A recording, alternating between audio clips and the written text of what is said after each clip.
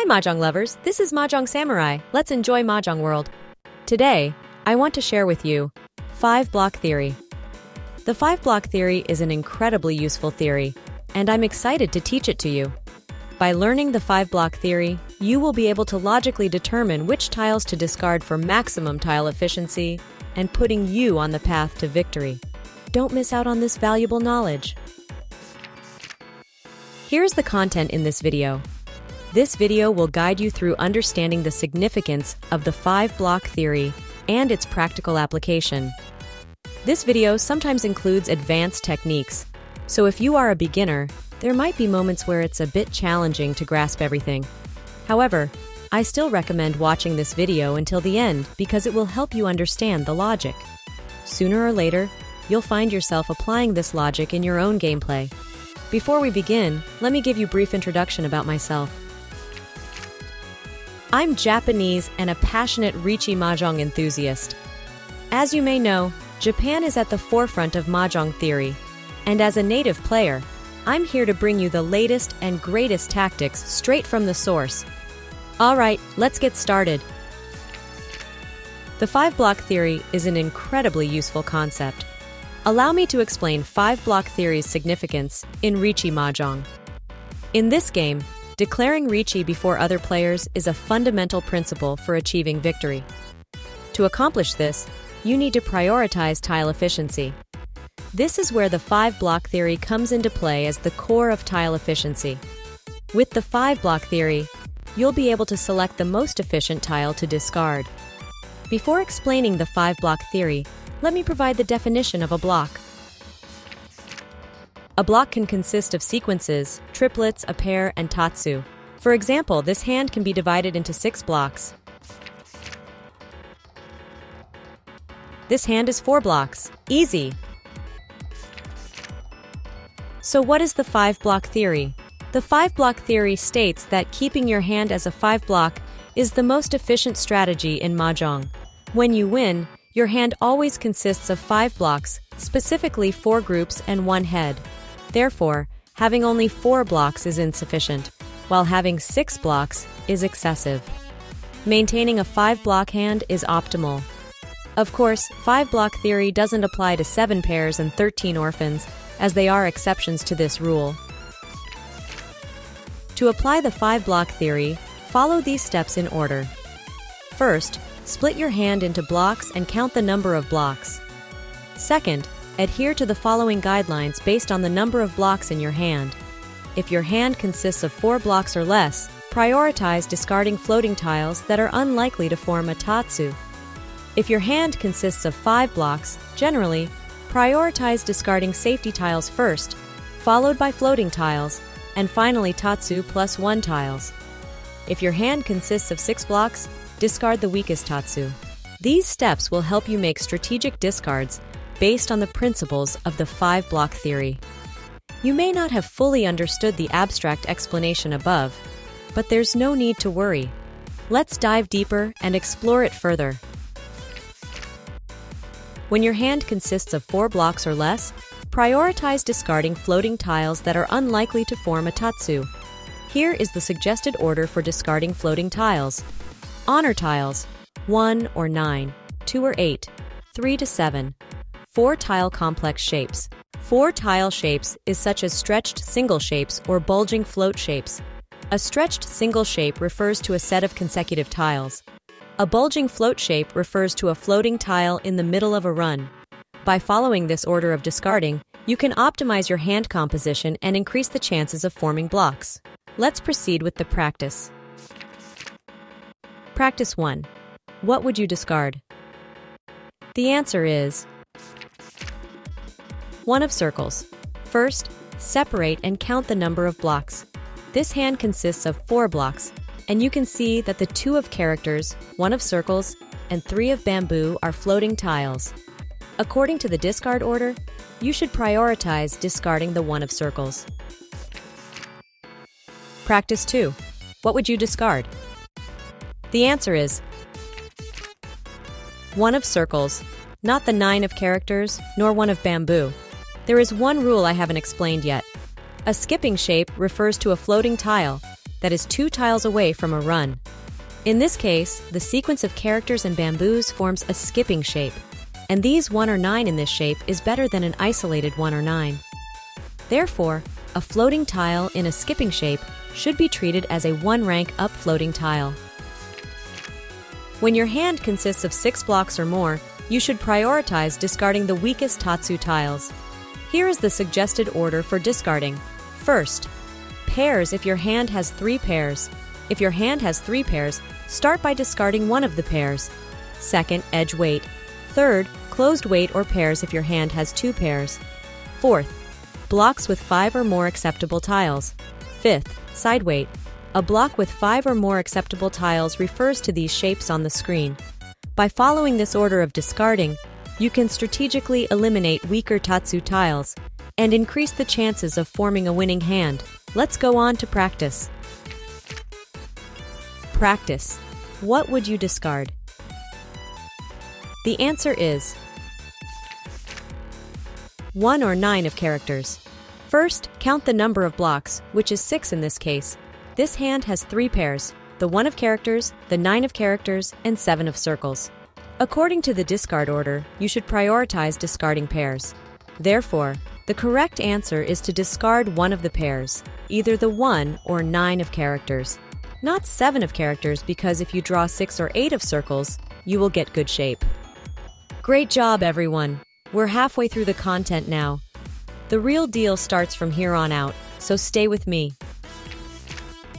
When your hand consists of 5 blocks, generally, it is good to primarily discard safety tiles, floating tiles, then Taatsu plus 1 tiles. Safety tiles are tiles that can be safely discarded. For example, in this hand, the north tile is a safety tile. Floating tiles are tiles that can be the seed of another block. For example, in this hand, the 7 of characters is a floating tile. If you draw 5, 6, 8, 9 of characters, you will get another good shape block. Taatsu plus 1 tiles are tiles that increase the number of acceptable tiles.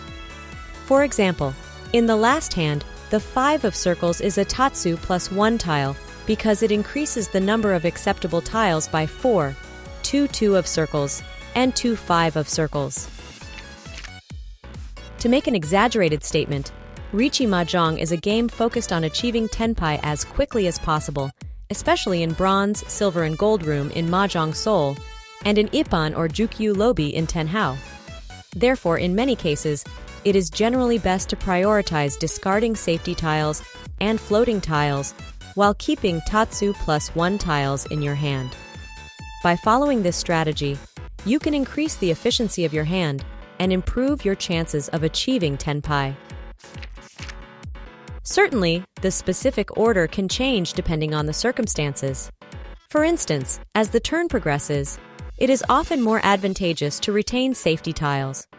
Similarly, when you have unfavorable tile formations, such as edge weights, it is often beneficial to hold on to floating tiles. However, it is crucial to maintain a foundation of basic strategy or standard principles. It is through having a solid foundation of tactics that one can develop the ability to apply them creatively. Let's move on to the practice. Practice. What would you discard? The answer is south. First, let's count the number of blocks. This hand can be divided into 5 blocks. In this hand, the 4 of characters is a floating tile, and south is a safety tile. Therefore, according to the discarding priority, you should discard south. Did you understand? Let's move on to the next step. As you discard both safety tiles and floating tiles, there may come a point where you need to compare one Taatsu plus 1 tile with another. In such situations, it is helpful to keep in mind 2 practical theories: the 2 heads theory and the weak Taatsu plus 1 theory. The 2 heads theory suggests that keeping 2 pairs in your hand can be advantageous. Let's consider an example. Suppose your hand looks like this. In this hand, you have 3 pairs, 7 of characters, 1 of circles, and 7 of bamboo. According to the 2 heads theory, it would be correct to discard one of the pairs. Applying the weak Taatsu plus 1 theory explained next in this case, The answer is discarding the 7 of bamboo. Weak Taatsu plus 1 theory advises discarding strong Taatsu plus 1 tiles and keeping weak Taatsu plus 1 tiles. This is because good Taatsu can form a group without the support of a Taatsu plus 1 tile. Let's consider an example. In this hand, there are 5 blocks, and the 6 of characters and 7 of circles are Taatsu plus 1 tiles. The question is, which Taatsu plus 1 tile should you discard? The answer is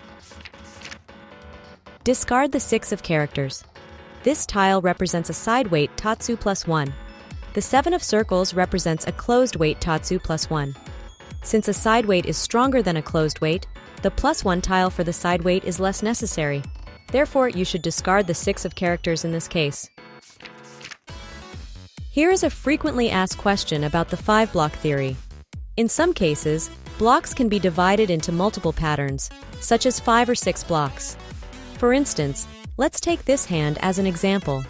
This hand can be divided into either 5 blocks or 6 blocks. Hands with consecutive tiles often fall into this category. When you find it challenging to determine the number of blocks, keep this principle in mind. Count other blocks first, then define rest. The method for dividing continuous shapes into blocks should be determined based on the count of the other blocks. For example, if there are already 4 blocks present, you would need 1 more block. Hence, you should consider this bamboo shape as 1 block. Another example is presented here. In this hand, you might be uncertain about how to count the bamboo tiles. Considering that there are 3 other blocks, you can count the bamboo tiles as 2 blocks. Please compare the previous problem with this one. Even if the bamboo shapes are the same, you should see that whether you count it as 1 block or 2 depends on the other blocks. Congratulations on your efforts. Let's move on to our review and summary. Summary. When your hand consists of 4 blocks or less, prioritize discarding floating tiles that are unlikely to form a Taatsu. Here is the suggested order for discarding floating tiles. Honor tiles, 1 or 9, 2 or 8, 3 to 7, then 4-tile complex shapes. When your hand is 6 blocks, you should discard the weakest Taatsu tiles. Basically, discard in this order. Pairs if your hand has 3 pairs, edge weight, closed weight, or pairs if your hand has 2 pairs. Block which has 5 or more acceptable tiles, then side weight. When your hand consists of 5 blocks, it is good to primarily discard safety tiles, floating tiles, then Taatsu plus 1 tiles. When you need to compare one Taatsu plus 1 tile with another, use 2 heads theory and the weak Taatsu plus 1 theory. That's it for today's video. I do thank you very much for your watching. You tackled a bit more content this time, didn't you? But, without a doubt, you've improved your skills since the last time you watched. Even those decisions you used to make without much thought are now bound to be more accurate, thanks to the 5-block theory. This video serves as an introductory overview of the 5-block theory. Keep in mind that the theory has more in-depth concepts, perspectives, and exceptions, which I'll explore in upcoming videos. Stay excited! If you have any remaining questions, or if you'd like to make any requests for Mahjong strategies, feel free to share your thoughts in the comments. It would bring me great joy if you could consider subscribing to my channel. Thank you for tuning in, and I look forward to seeing you in the next video. Take care and goodbye.